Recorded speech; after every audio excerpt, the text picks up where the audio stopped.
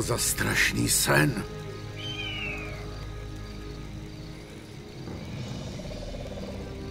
To nebyl žádný zlý sen, mladý veliteli. To byla předtucha. Následuj mě a já ti odhalím, co skrývá budoucnost.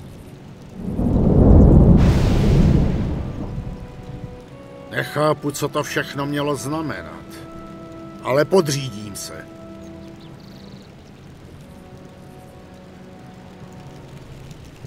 Lokregar Nogal! Za čest a slávu! Skvěle provedeno. Výborně. Cesta k dalšímu praporku vede přes černou. Všimněte si, jak se černá oblast zmenšuje, když jí troll prochází. Tak se odkrývají dosud neprozkoumaná území.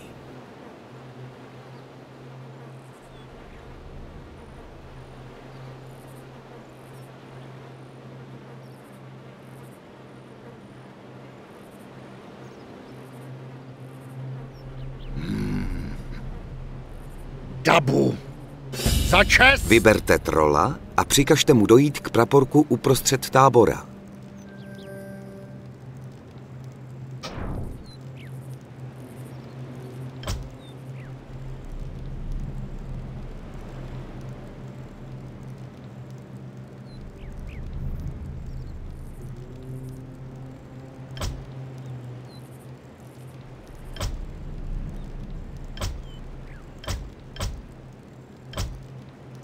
Dabu.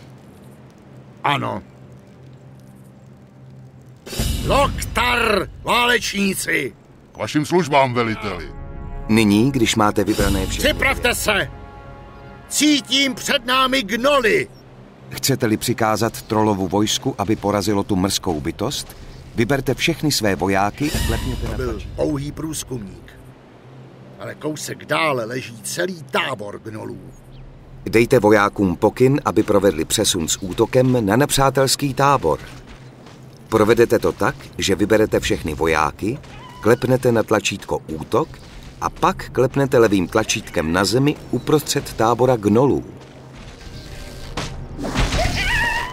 Za čest a slávu! Dobrá práce. Vždy, když klepnete na tlačítko. Veliteli, objevili jsme u nedaleké řeky skupinu murloků. Murlokové by mohly být výbornými cíli pro nově získané kouzlo řetězový blesk. Chcete-li nechat trola využít jeho novou schopnost? Některé nestvůry po sobě zanechají pokladnici. Tato konkrétní truhlice obsahuje užitečný lektvar many. Všimněte si, že lektvar nyní obsadil jednu pozici v trolově inventáři, dole u středu obrazovky. Lektvar many může být použit k doplnění hrdinovy many, kouzelné energie, která umožní sesílání kouzel, mezi která patří například řetězový blesk. Ano. Ano. Vytí vlků oznamuje přicházející noc. Buďte na pozoru, válečníci. Nedopusťte, aby noc ošálila vaše smysly. Za čest a slávu! Troll má nyní many málo. Pokud zásoba many klesne příliš, nebude moci sesílat řetězový blesk, než se její stav opět zvýší. Za čest a slávu! Dabu. Ano. Dabu.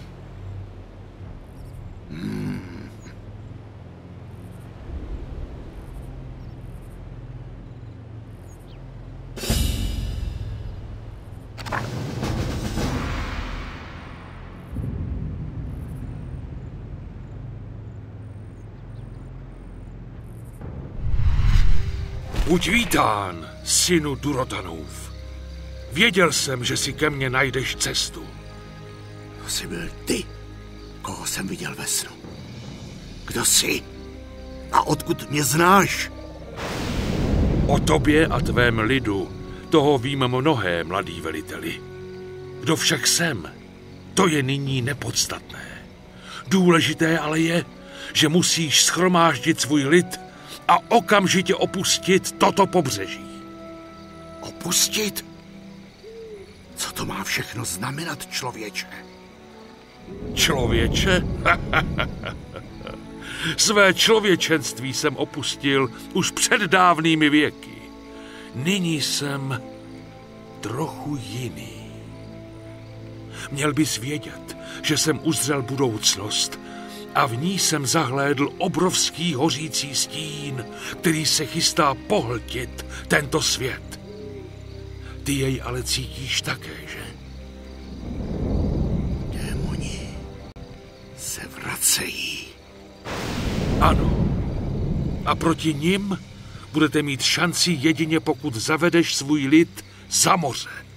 Do vzdálené země Kalimdor. Ale jak můžeme my... Na všechny tvé otázky odpovím časem, mladý veliteli. Teď ale shromáždi své bojovníky a připrav se opustit tuto zemi. Brzy mě opět uslyšíš. Nic z toho mi nedává smysl, ale duchové mi vyjevili, že bych mu měl věřit.